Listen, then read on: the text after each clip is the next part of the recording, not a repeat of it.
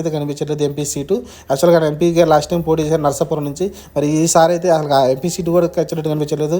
2 MP సీట్లు కూడా TDP నుంచి వచ్చిన వాళ్ళు, లేకుంటే బయట నుంచి వచ్చిన వాళ్ళకే ఆ 2 ఎంపీ సీట్లు ఇచ్చే అవకాశం అయితే కనిపిస్తుంది. ఇది ఓవరాల్‌గా 21 సీట్లు, దాదాపు 5, 6 సీట్లు అయితే టీడీపీ నుంచి వచ్చిన ఎమ్మెల్యేలకే, అంటే ఇంతకుముందు మాజీ ఎమ్మెల్యేలు కావచ్చు, లేకుంటే ప్రస్తుతం టీడీపీలో ఉన్న కొంతమంది ప్రముఖులైన వాళ్ళు జనసేనలో చేరి ఇక్కడ నుంచి అయితే సీట్లు అయితే ఆశిస్తూ ఉన్నారు. మరి అది ఎంతవరకు సబబు అనేది పవన్ కళ్యాణ్కే తెలియాలి. ఎందుకంటే జనసేన కోసం దాదాపు 10 సంవత్సరాలు కష్టపడిన ఎవరైతే ఇన్ఛార్జీలు ఉన్నారో, లేకుంటే నాయకులు ఉన్నారో వాళ్ళకి అన్యాయం జరిగినట్టే. మరి ఇది ఆయన అర్థం చేసుకోలేకపోతున్నాడు.